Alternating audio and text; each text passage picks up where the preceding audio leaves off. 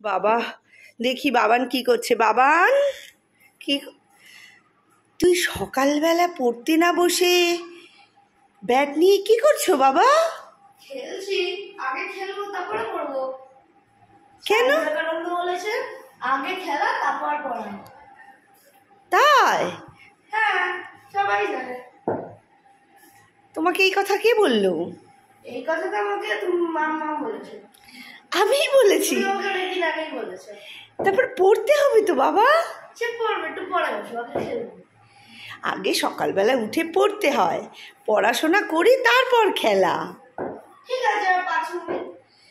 আচ্ছা, তোমার স্কুলে, তুমি জানো তো তোমার স্কুলের নামটা কি?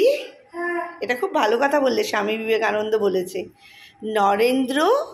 নৈহাটি নরেন্দ্র বিদ্যানিকেতন। তুমি জানো নরেন্দ্র কার নাম? হ্যাঁ, নরেন হচ্ছে স্বামী বিবেকানন্দর ডাকনাম।